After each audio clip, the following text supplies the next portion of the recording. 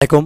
নবম শ্রেণীর প্রিয় শিক্ষার্থীরা কেমন আছো? সবাই আশা করি অনেক ভালো আছো। ফাইনালি তোমাদের প্রশ্নপত্র কিন্তু ষান্মাসিক মূল্যায়নের প্রশ্নপত্র আমাদের কাছে এসেছে এবং এই প্রশ্নপত্রের যে নমুনা উত্তরপত্র সেটি আমরা তৈরি করেছি, ঠিক আছে? তো তোমাদের মূল্যায়ন যে প্রজেক্টের নাম সেটি হচ্ছে কি পরিবার ও সমাজে আমার ভূমিকা। তো এই প্রজেক্টের আলোকে তোমাদেরকে এই শিরোনামটা থাকবে, এটা সবার উপরে লিখতে হবে এভাবে। এবং তোমাদেরকে 3টি কাজ দেওয়া হয়েছে, ঠিক আছে? তো 1 নম্বর কাজ দেওয়া হয়েছে কি চলো একে অপরের পরিবার সম্পর্কে জানি। তো এই কাজটি হচ্ছে তোমাদেরকে প্রথম দেওয়া আছে। তো এখানে যেহেতু লেখাগুলো অস্পষ্ট, আমরা হচ্ছে লেখাগুলো থেকে এখান থেকে যতটুকু ধারণা নিব। তো এখানে যেটি বলা আছে তোমাদের হচ্ছে ষান্মাসিক মূল্যায়ন 2024 বিষয় ইতিহাস ও সামাজিক বিজ্ঞান নবম শ্রেণী শিক্ষার্থীদের জন্য নির্দেশনা। তো মূল্যায়ন প্রজেক্টের নাম হচ্ছে কি পরিবার ও সমাজে আমার ভূমিকা। এটি হচ্ছে তোমাদের মূল্যায়ন সম্পর্কিত নাম। এবং পরিবার ও সমাজে আমার ভূমিকা শীর্ষক এই প্রজেক্টটিতে আমরা 3টি কাজ ধারাবাহিকভাবে করব। প্রথমে আমরা নিজ ও সহপাঠী পরিবারের সদস্যদের আত্মপরিচয় আচরণিক প্যাটার্নের বৈচিত্র্য খুঁজে খাতায় লিখব।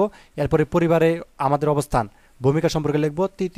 দ্বিতীয় কাজটি হলো কি জোড়াই করব, জোড়াই কাজটা আছে এবং সেখানে বৈজ্ঞানিক অনুসন্ধানের পদ্ধতিতে সহপাঠী সাক্ষাৎকার প্রতিবেদন থেকে নববর্ষ উদযাপন বিষয়ক তথ্য সংগ্রহ করে একটি প্রতিবেদন লিখব।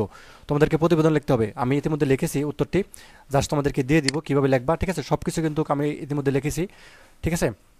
তো যা হোক, তারপরে হচ্ছে যেটি বলা আছে যে সবশেষে নিজ এলাকার মানুষের জন্য নিঃস্বার্থভাবে একটি কাজ করার কর্ম পরিকল্পনা করব। তো যা হোক, আমাদের হচ্ছে প্রথম যে কাজটি সেটা হচ্ছে তোমাদেরকে একটু বুঝিয়ে দিতেছি। তো প্রথম কাজটি হচ্ছে কি কাজ নাম্বার 1 চলো একে অপরের পরিবার সম্পর্কে জানি, এটা তোমাদের কাজ।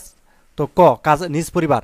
তো আজ আমরা সহপাঠী পরিবার সম্পর্কে জানবো, এজন্য আমরা প্রথমে নিজেদের পরিবার সম্পর্কে ছক 1 উল্লিখিত বিষয়গুলো নিয়ে চিন্তা করে তথ্যগুলো লিখব। তো ছক 1 আমার পরিবারের তথ্য। আমার পরিবারের সদস্যদের ভৌগোলিক সামাজিক সাংস্কৃতিক রাজনৈতিক প্রেক্ষাপট আত্মপরিচয়, ঠিক আছে? এগুলো লিখতে হবে। অর্থাৎ আমার পরিবারে যখন পরিচয় দিব, আত্মপরিচয় দিব, এই ভৌগোলিক সামাজিক সাংস্কৃতিক রাজনৈতিক প্রেক্ষাপট এগুলো থাকবে, এগুলো কিন্তু তোমরা বইয়ের মধ্যে করেছো। এবং আমার পরিবারের সদস্যদের আচরণিক যে প্যাটার্ন আছে, আচরণ মানে কি বিহেভিয়ার, তো এই বিষয়ের যে প্যাটার্ন রয়েছে সেটা হচ্ছে আমরা লিখবো। এবং ক্ষয়ে লিখবো কি নিজ ও সহপাঠী পরিবারের আচরণের বৈচিত্র্য, কী বৈচিত্র্য পেলাম সেগুলো হচ্ছে আমরা লিখবো। তো চলো আনসারটা প্রথমে আমরা দেখা যাক, ঠিক আছে? তো নবম শ্রেণীর ষান্মাসিক মূল্যায়ন 2024 বিষয় ইতিহাস সামাজিক বিজ্ঞান, তারিখ হচ্ছে 3/7/2024। আর মূল্যায়ন প্রজেক্টের নাম হচ্ছে কি তোমার পরিবার ও সমাজে আমার ভূমিকা। তো কাজ 1 চলো একে অপরের পরিবার সম্পর্কে জানি। তো নিজ পরিবার, আমার পরিবারের তথ্য, ভৌগোলিক আত্মপরিচয়, যেহেতু আমাদেরকে ভৌগোলিকভাবে বলা হয়েছিল, তো ভৌগোলিকভাবে 20 ডিগ্রি অর্থাৎ 35 দাগিমা থেকে 26 ডিগ্রি 32 উত্তর অক্ষাংশ থেকে, এবং বাংলাদেশে কি 88 অর্থাৎ দাগিমা থেকে 03 দাগিমা থেকে কি এই যে উপরে যে দেওয়া আছে এগুলো দাগিমা। তো 92 ডিগ্রি অর্থাৎ থেকে 36 পূর্ব দাগিমা পর্যন্ত, ঠিক আছে? এটি হচ্ছে ভৌগোলিক অবস্থান বা আত্মপরিচয়। এরপর দেখব সামাজিক আত্মপরিচয়। তো সামাজিক পরিচয়, আমার বাবা একজন সরকারি চাকরিজীবী, পেশাগত পরিচয় শিক্ষার্থী। এবং পারিবারিক পরিচয়, বাবা সরকারি চাকরিজীবী এবং মা গৃহিণী, বড় বোন এসএসসি পরীক্ষার্থী এবং আমি নবম শ্রেণীতে পড়ি। এটা হচ্ছে কি সামাজিক আত্মপরিচয়।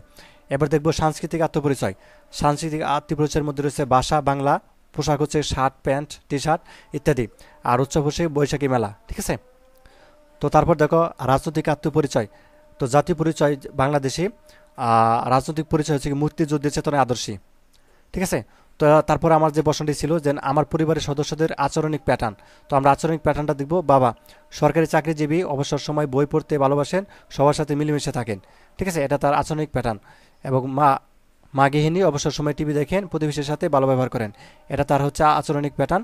এবং বোন এসএসসি পরীক্ষার্থী, অবসর সময়ে বাগান করেন এবং সহপাঠীর সাথে ভালো আচরণ করেন। এবং আমি অবসর সময় খেলাধুলা করি, বন্ধুদের কথা দিলে কথা রাখি। তো এইগুলো আমাদের পরিবারের যে সদস্যদের আচরণিক যে প্যাটার্ন সেগুলো।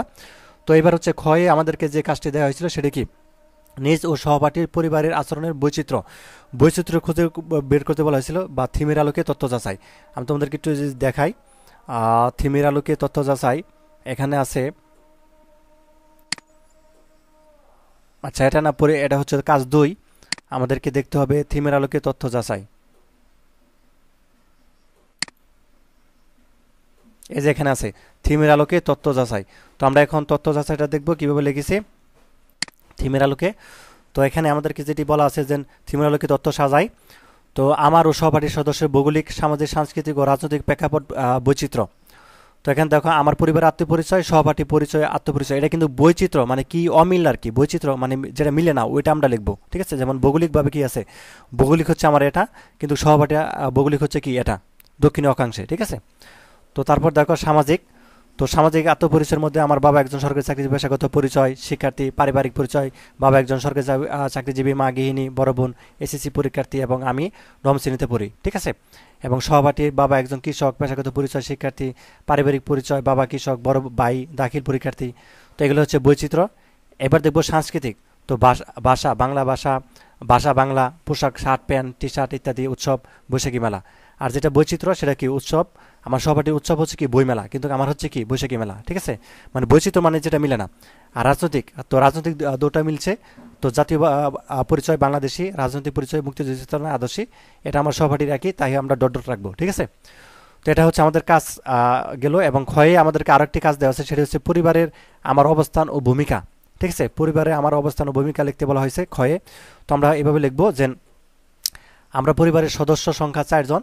তো আমার বাবা একজন সরকারি চাকরিজীবী এবং মা হলেন গৃহিণী। আমার বড় বোন 2025 সালে এসএসসি পরীক্ষা দিবে। আমি নবম শ্রেণীর একজন শিক্ষার্থী। আমি পরিবারের সবার ছোট সন্তান। পরিবারে আমি বিভিন্ন সময় মা বাবাকে সাহায্য করি, তাছাড়া বাবাকেও অনেক সময় বাজার করতে সাহায্য করে থাকি। পরিবারে আমার ভূমিকা খুবই গুরুত্বপূর্ণ, পরিবারের সবাই আমাকে ভালোবাসে, ঠিক আছে। তো এটা আমাদের কাজ গেল। তো এবার দেখো কাজ 2, পরিবার থেকে সমাজ জোড়া গঠন ও প্রশ্ন তৈরি। এটা হচ্ছে আমাদের কাজ 2 এ আছে। এটা আমি তোমাদেরকে যে একটু দেখাই কাজ 2 আমাদেরকে কোথায়। আচ্ছা, এটা কাজ 3, কাজ 2, এটা হচ্ছে কাজ, আচ্ছা এটা কাজ 1, কাজ 2 আমরা দেখব এখন। এটা কাজ 2, ঠিক আছে। কাজ 2 আমাদেরকে বলা হয়েছে পরিবার থেকে সমাজ, নববর্ষে আমার ও সহপাঠীর পরিবার, ঠিক আছে। তো এখানে জোড়া গঠন ও প্রশ্ন তৈরি করতে বলা হয়েছে। বিশেষ করে আমরা জোড়ায় বসে এবং আমরা সহপাঠীর পরিবারে কীভাবে নববর্ষ উদযাপন করে এবং উৎসব উদযাপন প্রাকৃতিক ও সামাজিক উপাদানের কোনো প্রভাব আছে কিনা বিষয়ে কিছু প্রশ্ন তৈরি করি। এই কাজে এই প্রভাবে তোমাদের হচ্ছে প্রশ্ন তৈরি করতে বলা হয়েছে নববর্ষ উদযাপন সম্পর্কে। এটা কিন্তু জোড়াই কাজ, ঠিক আছে। কাজ 2 কিন্তু জোড়াই কাজ এবং তারপরে একটি প্রতিবেদন রয়েছে। তো সেগুলো আমরা দেখব। কাজ 2 আমরা দেখব এখন যে জোড়াই কাজ। তো দেখো জোড়া গঠন ও প্রশ্ন তৈরি।